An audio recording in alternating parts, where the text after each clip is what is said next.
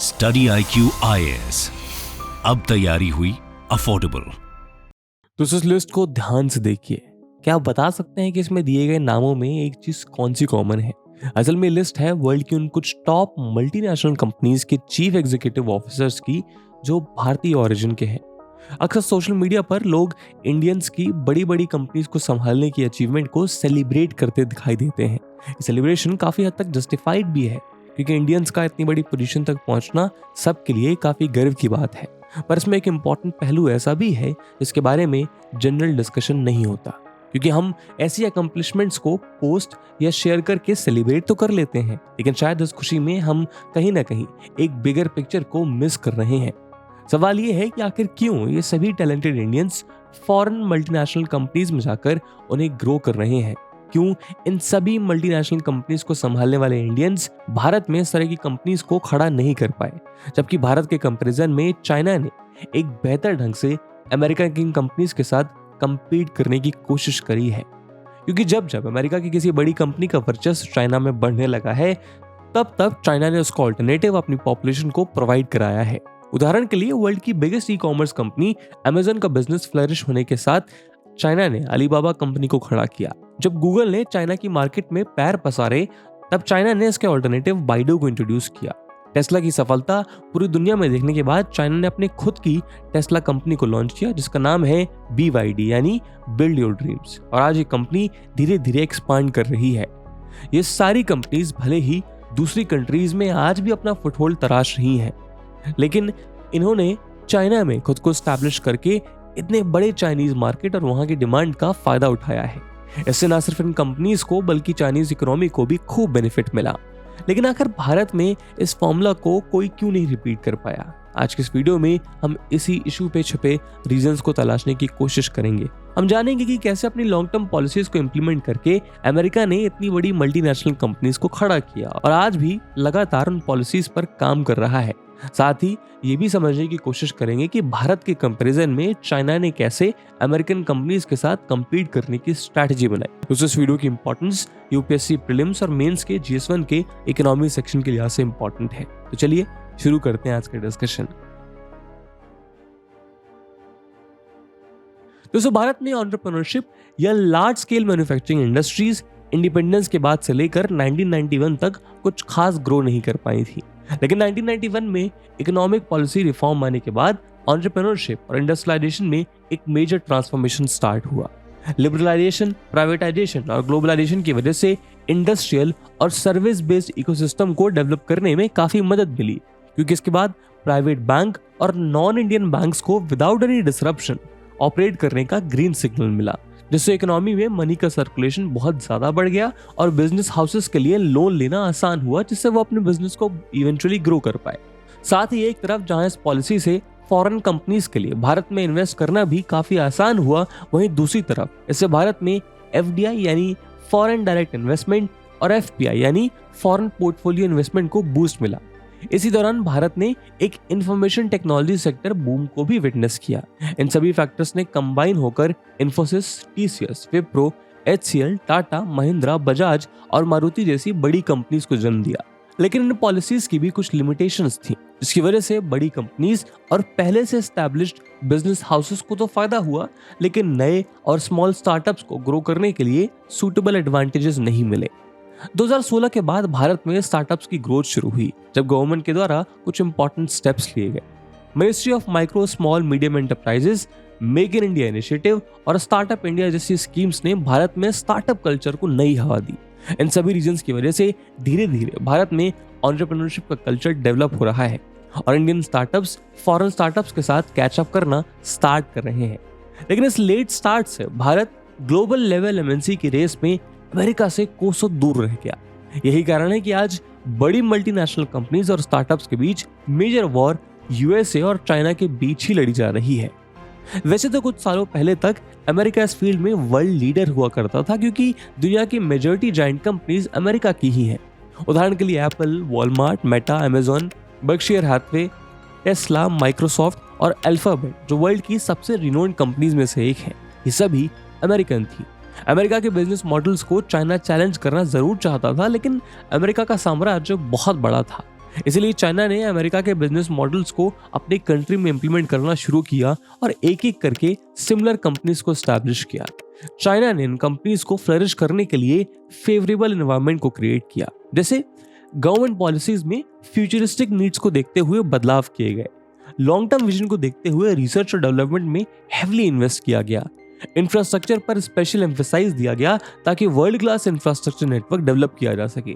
China ने अपने huge market size और इमेंस पॉपुलेशन को आइडेंटिफाई किया और एक कोलैबोरेटिव इकोसिस्टम डेवलप किया जहां इंस्टीट्यूशंस एक दूसरे के साथ क्लोजली वर्क कर सकें।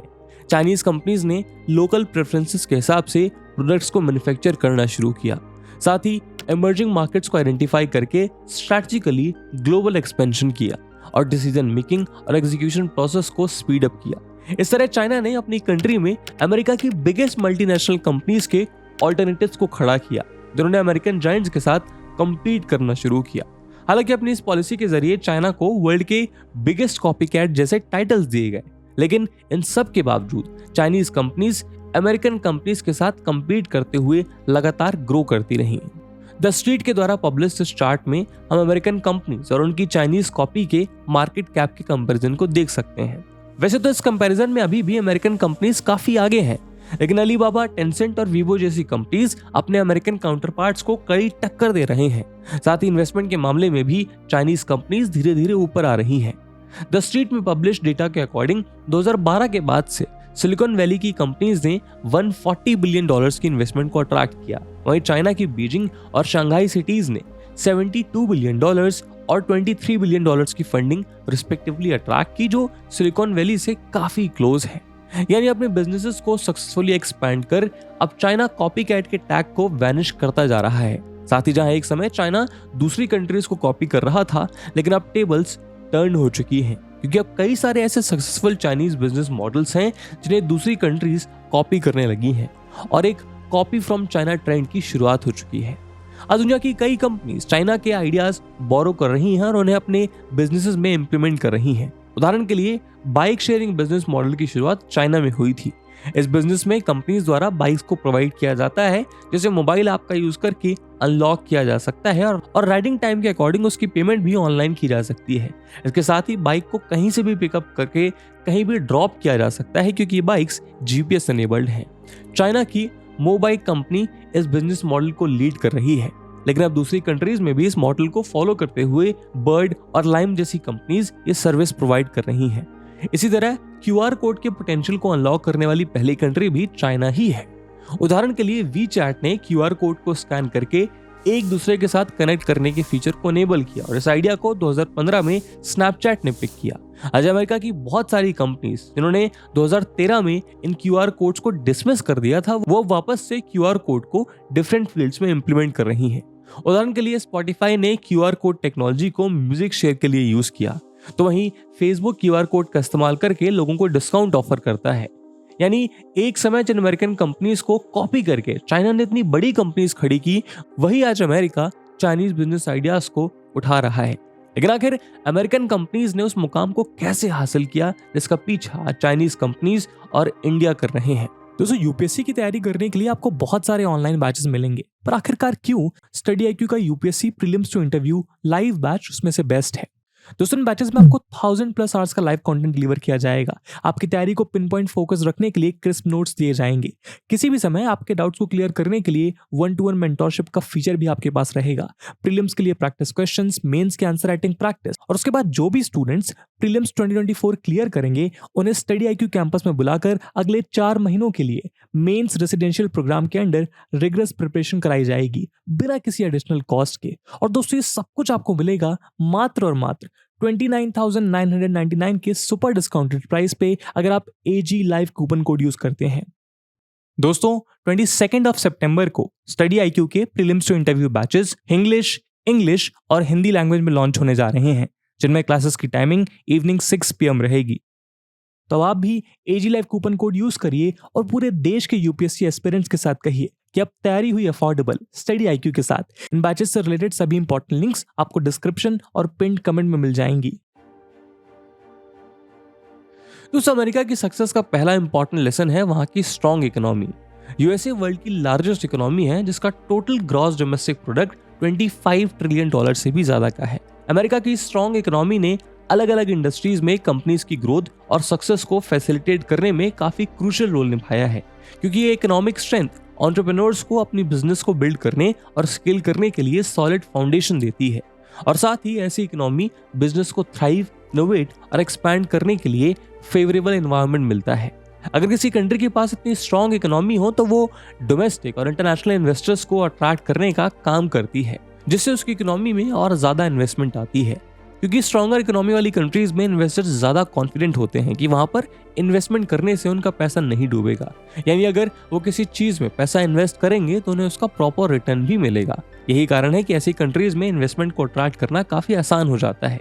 इससे वहां ऑपरेट कर रही कंपनीज के पास venture capital, private equity, initial public offering और फाइनेंशियल इंस्टीट्यूशन से लोन जैसे अलग अलग फंडिंग ऑप्शंस का एक्सेस उपलब्ध रहता है। इस एक्सेस के बढ़ने से एंटरप्रेन्योर्स अपने आइडियाज को वायबल बिजनेस में कन्वर्ट कर पाते हैं।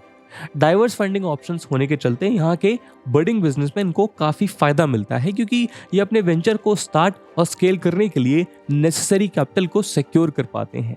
2021 के डेटा से पता चलता है कि यूएसए के बेस्ट स्टार्टअप्स में $345 बिलियन की वेंचर कैपिटल फंडिंग को रेज किया था, जो ग्लोबल वेंचर कैपिटल इन्वेस्टमेंट का करीब 50% है। और अमेरिका की कंपैरिजन में दोस्तों ये कहानी भारत में काफी बदल जाती है, क्योंकि एक ह्यूज मार्केट के बावजूद आज भी इंडियन स्टार्टअप्स फंडिंग के लिए जूझ रहे हैं। यही कारण है कि कई सारे रिसर्च इंस्टीट्यूट इंडियन स्टार्टअप्स के लिए फंड्स को एक्वायर करना सबसे बड़ा चैलेंज मान रहे हैं। हालांकि कोविड-19 पैंडेमिक आउटब्रेक के दौरान इंडियन स्टार्टअप्स ने कैपिटल रेजिंग में नई ऊंचाइयों को छुआ था। जो कोविड-19 पैंडेमिक पूरी दुनिया की इकोनॉमी के लिए एक श्राप जैसा था, वहीं इंडियन स्टार्टअप्स इकोसिस्टम के लिए ये गोल्डन पीरियड लेकर आया था, जिसके चलते Indian company suddenly global investors की फेवरेट डेस्टिनेशन बन गई थी। 2019 में इंडियन स्टार्टअप्स में $13.2 बिलियन की फंडिंग को रेज किया था और 2020 में $10.9 बिलियन की फंडिंग इंडियन स्टार्टअप्स को मिली थी। लेकिन 2021 इंडियन इकोनॉमी के लिए ईयर ऑफ यूनिकॉर्न साबित हुआ, क्योंकि इस साल इंडियन स्टार्टअप्स ने रिकॉर्ड $35.2 बिलियन की फंडिंग को रेस किया। सिर्फ इतना ही नहीं, भारत में 34 नए यूनिकॉर्न्स को भी प्रोड्यूस किया। इसके अगले साल 2022 में भी इंडियन स्टार्टअप्स को $20 बिलियन की फंडिंग मिली। लेकिन अब ऐसा लगता है कि शायद इंडियन स्टार्टअप्स के लिए फंडिंग का वो गोल्डन पीरियड समाप्त हो चुका है, जब एक के बाद एक भारत में नए नए यूनिकॉर्न जन्म ले रहे थे। सिर्फ 2 साल बाद ही इंडियन स्टार्टअप इकोसिस्टम एक फंडिंग क्राइसिस से गुजर रहा है। 2023 के पहले क्वार्टर में इंडियन कंपनीज ने सिर्फ $2 बिलियन की फंडिंग को रेज किया, जो काफी डिसअपॉइंटिंग नंबर है। जबकि पिछले साल के फर्स्ट क्वार्टर में इंडियन स्टार्टअप्स ने 75% ज्यादा फंडिंग को रेज किया। हालांकि इसके पीछे सिर्फ भारत की मार्केट से नहीं, बल्कि ग्लोबल मार्केट्स का स्लो डाउन होना भी एक इंपॉर्टेंट रीजन है। फाइनेंशियल ईयर 2023 में प्राइवेट इक्विटी और वेंचर कैपिटल फंडिंग में भी ड्रॉप देखा गया। इस माइजरेबल रन रेट के साथ एक्सपर्ट्स का मानना है कि इंडियन कंपनीज इस साल सिर्फ $10 बिलियन की फंडिंग को ही सिक्योर कर पाएंगी। और आने वाले दशक में इस बात की उम्मीद भी कम लगती है कि भारत 2021 के मिरेकल को रिपीट कर पाए। इस फंडिंग क्राइसिस के लिए काफी सारे रीजंस रिस्पॉन्सिबल हैं। High interest rate, inflation, banking crisis और ग्लोबल इकोनॉमिक स्लोडाउन ने ग्लोबल इन्वेस्टर्स को एंग्शियस कर दिया है। और ये बात समझना जरूरी है कि इंडियन स्टार्टअप्स को मेजर फंडिंग फॉरेन इन्वेस्टर्स से ही मिली है, इसलिए ग्लोबल फैक्टर्स भारत में फंडिंग को इम्पैक्ट करते हैं। दूसरी तरफ इस फंडिंग क्रंच के लिए कुछ डोमेस्टिक फैक्टर्स भी रिस्पॉन्सिबल हैं। इनमें सबसे पहला और इम्पोर्टेंट रीजन है भारत में गिरती हुई कंजम्पशन ग्रोथ।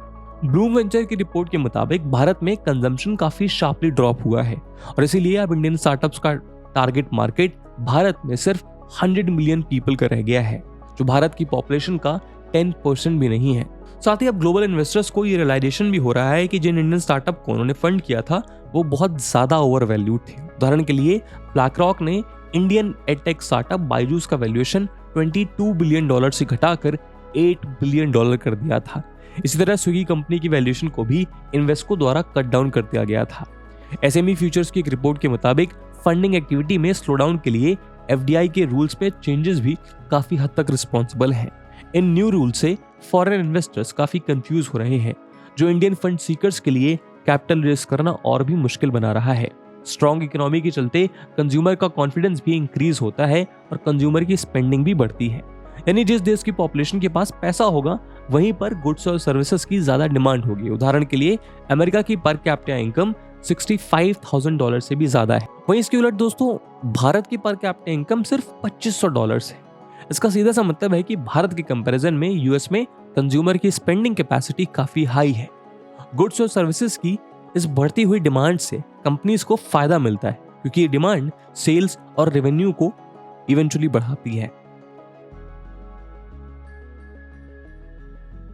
तो भारत के कंपैरिजन में अमेरिका में स्ट्रांग और मैसिव बिजनेस इकोसिस्टम के डेवलप होने का दूसरा रीजन है यहाँ डाइवर्स और स्किल्ड वर्कफोर्स की प्रेजेंस। डाइवर्सिटी क्रिएटिविटी और इनोवेशन को जन्म देती है, क्योंकि अलग अलग बैकग्राउंड से आने वाले एंटरप्रेन्योर्स टेबल पर यूनिक पर्सपेक्टिव और एक्सपीरियंस लेकर आते हैं। साथ ही स्किल्ड वर्कफोर्स को प्रोड्यूस करने के लिए यूनाइटेड स्टेट्स में वेल डेवलप्ड एजुकेशन सिस्टम भी मौजूद है। United states bureau of labour statistics का डेटा 25 साल या उससे ऊपर की पॉपुलेशन में आने वाले लोगों की एजुकेशनल क्वालिफिकेशन के बारे में बताता है। इस पूरे क्राइटेरिया में अमेरिका की 8% पॉपुलेशन ऐसी है जिसके पास हाई स्कूल डिप्लोमा से भी लोअर डिग्री है। वहीं 27% लोग ऐसे हैं जो एटलीस्ट हाई स्कूल डिप्लोमा ले चुके हैं। लेकिन स्किल्ड वर्कफोर्स होने के लिए सबसे इंपॉर्टेंट है हायर डिग्री वाले वर्कफोर्स का प्रेजेंट होना, और अमेरिका में इसका काफी हाई नंबर मौजूद है। 2020 के डेटा के अकॉर्डिंग अमेरिका में 36.6% लोग ऐसे थे जिनके पास बैचलर्स डिग्री अवेलेबल है। ये एजुकेटेड वर्कफोर्स स्टार्टअप्स को एक स्ट्रॉन्ग टैलेंट पूल देता है जो उन्हें ग्लोबल स्केल पर ग्रो और compete करने के लिए अलाउ करता है। वहीं इंडिया में आज भी अफोर्डेबल हायर एजुकेशन एक सपने जैसा है। नेशनल स्टैटिस्टिकल ऑर्गेनाइजेशन के ऑल इंडिया सर्वे के मुताबिक 15 साल से ऊपर की सिर्फ 10.6% पॉपुलेशन ऐसी है जिसने सक्सेसफुली ग्रेजुएशन डिग्री को कंप्लीट किया है। सेम एज ग्रुप में 2011 में 8.2% पॉपुलेशन ऐसी थी जिन्होंने ग्रेजुएशन डिग्री को कंप्लीट किया था। रूरल इंडिया और विमेन के मामले में तो ये फिगर और भी बुरा है, क्योंकि सिर्फ 5.7% रूरल पॉपुलेशन और 8.3% विमेन पॉपुलेशन ग्रेजुएशन कंप्लीट कर पाती है। सिर्फ इतना ही नहीं, भारत में जो लोग ग्रेजुएशन की डिग्री को कंप्लीट कर भी रहे हैं वो भी एम्प्लॉयबल नहीं है।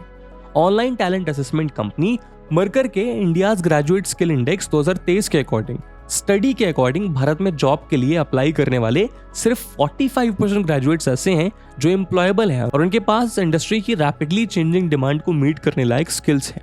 अगर टेक्निकल जॉब्स की बात की जाए तो उसके लिए सिर्फ 44% ग्रेजुएट्स एम्प्लॉयबल हैं, वहीं 53% ग्रेजुएट्स नॉन टेक्निकल जॉब्स के लिए एम्प्लॉयबल है। रिपोर्ट में बताया गया कि नॉन टेक्निकल स्किल्स वाले ग्रेजुएट कैंडिडेट्स के मुकाबले टेक्निकल स्किल्स वाले ग्रेजुएट कैंडिडेट्स को ढूंढना काफी मुश्किल काम है। इसके अलावा दोस्तों रिसेंट ईयर्स में अमेरिका में जेंडर डाइवर्सिटी को भी प्रमोट करने पर काफी फोकस किया गया। 2020 के डेटा के अकॉर्डिंग अमेरिका की टोटल वर्कफोर्स का 46.9% कंट्रीब्यूशन विमेन करती हैं, जो अमेरिका की इकोनॉमिक एक्टिविटीज में विमेन के सिग्निफिकेंट प्रेजेंस और कंट्रीब्यूशन को दर्शाता है।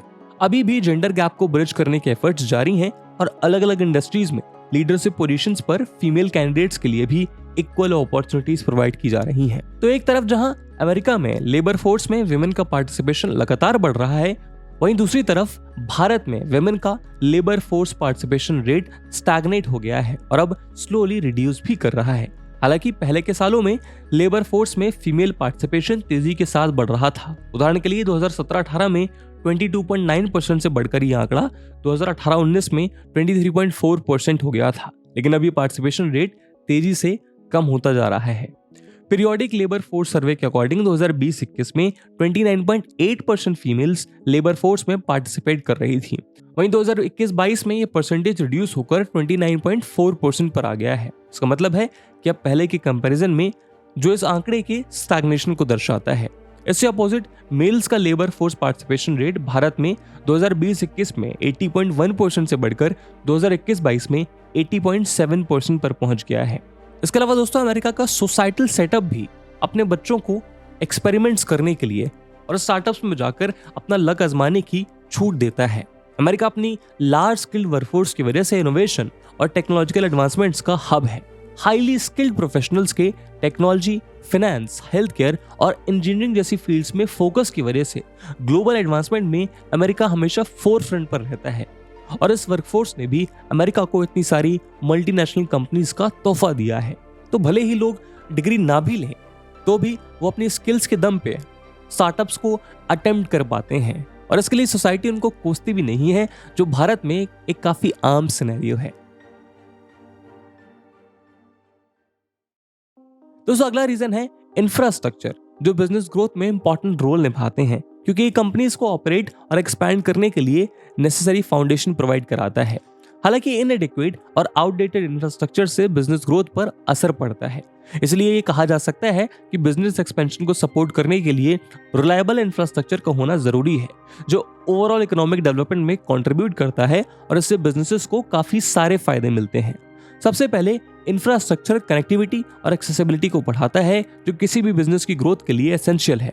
जब रोड, ब्रिज और पोर्ट इंप्रूव होंगे तभी बिजनेसेस अपने गुड्स को एक जगह से दूसरी जगह इजीली ट्रांसपोर्ट कर पाएंगे। सिर्फ इतना ही नहीं, इंफ्रास्ट्रक्चर में इन्वेस्टमेंट दूसरी एक्टिविटीज को भी स्टिमुलेट करती है, क्योंकि इससे जॉब्स का क्रिएशन होता है और साथ ही कंस्ट्रक्शन के लिए रिक्वायर्ड मटेरियल्स की भी डिमांड बढ़ती है। इंफ्रा में इन्वेस्टमेंट करके उस स्पेसिफिक एरिया में जॉब अपॉर्चुनिटीज को क्रिएट किया जा सकता है। नए कंस्ट्रक्शन प्रोजेक्ट्स और इम्प्रूव ट्रांसपोर्टेशन लिंक्स की वजह से एक स्पेसिफिक एरिया में ज्यादा लोगों को एम्प्लॉयमेंट मिलती है और लोकल इकोनॉमी स्ट्रांग होती है। उदाहरण के लिए नए हाईवेज को बनाने के लिए लेबर्स की नीड होती है, जिससे उन्हें कंस्ट्रक्शन पीरियड के लिए एम्प्लॉयमेंट मिल जाती है। सिर्फ इतना ही नहीं, इंफ्रा के डेवलपमेंट से इनडायरेक्ट जॉब्स भी क्रिएट होती हैं, क्योंकि अगर किसी हाईवे को कंस्ट्रक्ट किया जा रहा है तो वहां पब्लिक ट्रांसपोर्ट, शॉप्स और रेस्टोरेंट की भी नीड होती है। तीसरा बेनिफिट ये है कि जब कोई कंट्री इंफ्रास्ट्रक्चर में इन्वेस्टमेंट करती है तो उससे फॉरेन इन्वेस्टर्स अट्रैक्ट होते हैं, क्योंकि इन्वेस्टर्स को उस रीजन में पोटेंशियल ग्रोथ अपॉर्चुनिटीज दिखती हैं। ये कंट्री की इकोनॉमी में कैपिटल का फ्लो बढ़ा देता है, जिससे और ज्यादा वेल्थ और रेवेन्यू जनरेट होता है। इंफ्रास्ट्रक्चर को इंप्रूव करने से मेंटेनेंस और रिपेयर की कॉस्ट भी रिड्यूस होती है। साथ ही ब्रॉडबैंड इंटरनेट कनेक्टिविटी जैसे डिजिटल इंफ्रास्ट्रक्चर में इन्वेस्ट करना भी इंपॉर्टेंट है, ताकि ऐसे बिजनेसेस को सपोर्ट किया जा सके जो ऑपरेट करने के लिए टेक्नोलॉजी पर डिपेंडेंट है। हाई स्पीड इंटरनेट कनेक्शंस की मदद से बिजनेस अपनी प्रोडक्टिविटी को बढ़ा सकते हैं और सप्लायर और कंज्यूमर के साथ कम्युनिकेट भी कर सकते हैं। यही सब रीजंस हैं कि अमेरिका आज भी इंफ्रास्ट्रक्चर के डेवलपमेंट में खुलकर स्पेंड करता है। 2020 में फेडरल गवर्नमेंट ने $63 बिलियन इंफ्रा पर खर्च किए थे और स्टेट को भी इंफ्रास्ट्रक्चर डेवलपमेंट के लिए $83 बिलियन की एडिशनल फंडिंग दी। लेकिन इसके बावजूद एक्सपर्ट ऑर्गेनाइजेशंस का कहना है कि फेडरल गवर्नमेंट की इन्वेस्टमेंट भी सिस्टम को मॉडर्नाइज और मेंटेन करने के लिए काफी नहीं है। American Society of Civil Engineers ने अमेरिका के इंफ्रास्ट्रक्चर को C ग्रेड की रेटिंग दी और ये सोसाइटी इंफ्रास्ट्रक्चर पर इन्वेस्टमेंट को और भी ज्यादा बढ़ाने की मांग कर रही है। इस सोसाइटी का कहना है कि अगर वो करंट रेट से इंफ्रास्ट्रक्चर पर इन्वेस्ट कर रहे हैं तो 2039 तक अमेरिका को जीडीपी में $10 ट्रिलियन, एक्सपोर्ट में $2.4 ट्रिलियन और एम्प्लॉयमेंट में 3 मिलियन जॉब्स का लॉस होगा। इंफ्रास्ट्रक्चर में सबसे पहला कंपोनेंट है रोड, हाईवेज और ब्रिजेस, और American Society of Civil Engineers के मुताबिक इन तीनों ही कंपोनेंट्स में अमेरिका करंटली अच्छा परफॉर्म नहीं कर रहा है। ट्रैफिक कंजेशन और मेंटेनेंस के लिए क्लोज रोड्स और ब्रिजेस के चलते अमेरिकन इकोनॉमी को काफी सारे लॉसेस का सामना करना पड़ता है, और ये सब प्रॉब्लम्स तब हैं जब फेडरल गवर्नमेंट की ट्रांसपोर्टेशन स्पेंडिंग में लगभग 50% हाईवे पर खर्च होती है। सिर्फ इतना ही नहीं, एयर ट्रैवल की कंटिन्यूइंग डिमांड के साथ भी अमेरिका का एयरपोर्ट इंफ्रास्ट्रक्चर पेस नहीं कर पा रहा है, वो भी तब जब ट्रांसपोर्टेशन की 22% स्पेंडिंग एयर ट्रांसपोर्टेशन पर खर्च की जाती है। जनवरी 2021 में build by the 4th of July coalition को लॉन्च किया गया ताकि फेडरल इंफ्रास्ट्रक्चर बिल को एडवोकेट किया जा सके। 31 मार्च 2021 को अमेरिकन प्रेसिडेंट जो बाइडेन ने अमेरिकन जॉब्स प्लान अनाउंस किए और 24 जून 2021 को बाइडेन के साथ 21 सेनेटर्स ने मिलकर सीरीज ऑफ इंफ्रास्ट्रक्चर इनिशिएटिव्स को लॉन्च किया, जिनकी टोटल वैल्यू $1.2 ट्रिलियन से भी ज्यादा की है। इस लेजिस्लेशन के जरिए roads, highways, bridges, mass transit, port, energy और कम्युनिकेशन को इंप्रूव करने के लिए फंडिंग प्रोवाइड की गई।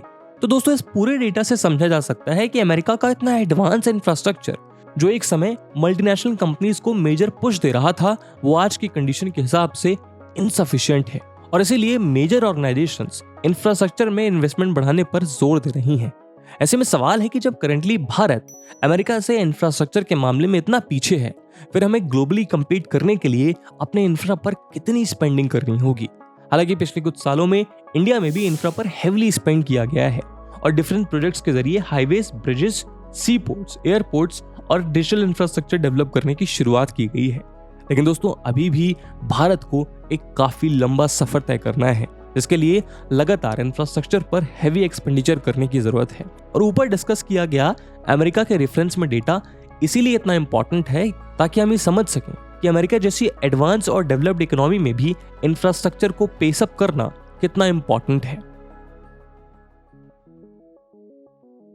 दोस्तों अमेरिकन कंपनीज की सक्सेस का एक बड़ा रीजन है गवर्नमेंट पॉलिसीज और रेगुलेशंस। बिजनेस की ग्रोथ और डेवलपमेंट के लायक एनवायरनमेंट बनाने में गवर्नमेंट पॉलिसीज काफी इंपॉर्टेंट रोल प्ले करती हैं।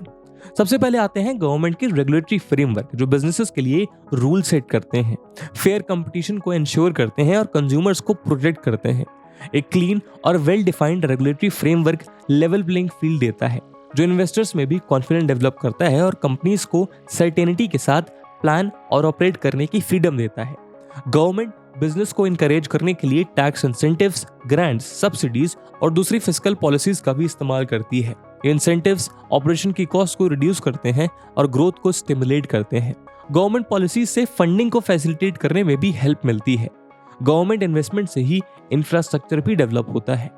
गवर्नमेंट की ट्रेड और एक्सपोर्ट पॉलिसीज बिजनेसेस के लिए काफी इंपॉर्टेंट है, क्योंकि इसी से बिजनेस के लिए नए मार्केट खुलते हैं और उनके लिए ग्लोबल एक्सपेंशन ईजी हो जाता है। साथ ही labour laws, intellectual property protection, environmental regulation, education और स्किल डेवलपमेंट से रिलेटेड पॉलिसीज भी बिजनेसेस को ग्रो करने में हेल्प करती है। यानी गवर्नमेंट पॉलिसीज बिजनेस ग्रोथ के लिए कैटलिस्ट की तरह काम करती हैं और अमेरिका ने अपने यहाँ प्रॉपर गवर्नमेंट पॉलिसीज को इंप्लीमेंट किया, जिससे ऐसी कंपनीज ग्रो हो सकी। उदाहरण के लिए गवर्नमेंट से बहुत सारे असिस्टेंस प्रोग्राम चलाए गए, जैसे स्मॉल बिजनेस एडमिनिस्ट्रेशन, जो स्टार्टअप्स के लिए लोन्स अरेंज करता है। कॉमर्स डिपार्टमेंट भी स्मॉल और मीडियम साइज बिजनेस को ओवरसीज सेल इंक्रीज करने में हेल्प करता है। यूनाइटेड स्टेट्स पेटेंट और ट्रेडमार्क ऑफिस इन्वेंशंस और स्पेसिफिक प्रोडक्ट्स को कॉम्पिटिशन्स द्वारा इलीगल इन्फ्रिंजमेंट से प्रोटेक्ट करता है। इससे दोस्तों इनोवेशन और क्रिएटिविटी को इनकरेजमेंट मिलता है। एडवर्स इकोनॉमिक कंडीशन में बिजनेस को प्रोटेक्ट करने के लिए गवर्नमेंट कुछ एक्स्ट्राऑर्डिनरी स्टेप्स भी लेती है। उदाहरण के लिए ग्रेट डिप्रेशन के बाद ट्रबल्ड एसेट रिलीफ प्रोग्राम और इकोनॉमिक स्टिमुलस प्लान्स बनाए गए थे। इसी तरह कोरोना वायरस एड रिलीफ और इकोनॉमिक सिक्योरिटी एक्ट यानी केयर्स एक्ट ने 2020 में काफी सारे बिजनेस को प्रोटेक्ट किया। अमेरिकन कंपनीज के इस लेवल तक पहुंचने में रिस्क टेकिंग एबिलिटी ने भी बड़ा रोल प्ले किया। इस रिस्क टेकिंग एबिलिटी के चलते कंट्री को स्टीव जॉब्स और इलॉन मस्क जैसे काउंटलेस लेजेंडरी एंटरप्रेन्योर्स मिले हैं। इन एंटरप्रेन्योर्स की कहानियां आज भी अमेरिकन पॉपुलेशन और दुनिया की पॉपुलेशन को इंस्पायर करती हैं, जिससे लोग नए आइडियाज लेकर आते हैं। बाइडू, वीचैट, अलीबाबा, BYD और लेनोवो जैसी कंपनीज को सक्सेसफुली बिल्ड करने के लिए चाइना ने काफी सारे स्ट्रेटेजिक स्टेप्स लिए हैं। इन स्टेप्स से चाइना ग्लोबल टेक लैंडस्केप में लीडिंग फोर्स बन गया है और अपनी स्ट्रेटेजिक प्लानिंग की पावर, इनोवेशन और ग्रैंड स्केल पर अडेप्टेबिलिटी को शोकेस कर रहा है। अगर अमेरिका और चाइना की तरह भारत को भी इस तरह की कंपनी स्टैब्लिश करनी है तो इंडियन गवर्नमेंट को कुछ इंपॉर्टेंट स्टेप्स लेने होंगे। इंडियन गवर्नमेंट ने इस फील्ड में पहले ही कई सारे प्रोग्राम्स लॉन्च किए हैं, बट एक्सपर्ट्स का मानना है कि ये इनसफिशिएंट है। गवर्नमेंट को स्टार्टअप में प्राइवेट इन्वेस्टमेंट को प्रमोट करने के लिए काम करना होगा। साथ ही गवर्नमेंट को इम्प्रूव करके, एंटरप्रेन्योरशिप के कल्चर को डेवलप करके, इंफ्रास्ट्रक्चर को डेवलप करके और एक स्किल्ड वर्कफोर्स को डेवलप करके स्टार्टअप कल्चर को बेटर करना होगा। और दोस्तों इन सब के पहले भारत की जो शिक्षा प्रणाली है उसके आधार को भी इस तरह से फॉर्मुलेट करने की जरूरत है ताकि नेचुरली इंडियन यूथ को रिस्क टेकिंग एबिलिटी में माहिर कर सकें, जिससे हमारे स्टूडेंट्स भले ही हायर डिग्री ले या ना ले, लेकिन उनकी स्किल एक्वायर करने की क्षमता काफी ज्यादा होनी चाहिए, जिसका प्रयोग करके वो रिस्क लें और स्टार्टअप्स को एटलीस्ट अटेम्प्ट करें। तभी भारत एक लेजेंडरी बिजनेस स्टेट बन पाएगा। इसके अलावा दोस्तों दुनिया के सभी इन्वेस्टर्स ग्लोबल इकोनॉमी के गिरने के बावजूद भारत को एक ब्राइट स्पॉट की तरह देखते रहे हैं। ऐसे में भारत के पास एक अच्छी अपॉर्चुनिटी है ग्लोबल इन्वेस्टर्स का पैसा भारत में अट्रैक्ट करने का। लेकिन इस वीडियो में डिस्कस किए गए सभी बेसिक्स और प्रॉब्लम्स को रिजॉल्व करने की जरूरत है। उसके बाद ही फंडिंग का इजी फ्लो भारत में लाया जा सकता है। इस मुद्दे पे आपका क्या ओपिनियन है कमेंट सेक्शन में जरूर बताइएगा। इस वीडियो की इंपॉर्टेंस यूपीएससी मेंस में देखते हुए एक सवाल हम आपके लिए छोड़कर जा रहे हैं जिसको आपको कमेंट सेक्शन में आंसर करना है। The question is explain the reasons behind the declining funding of startups in India. Also suggest the corrective measures which can be implemented to increase the funding. And with this question my friends that's it for the video. I hope आपको video पसंद आई होगी और अगर पसंद आई है तो अपने दोस्तों के साथ शेयर करना मत भूलिएगा। हम मिलते हैं अगले वीडियो में, तब तक के लिए जय हिंद, जय भारत। स्टडी IQ IAS अब तैयारी हुई अफोर्डेबल।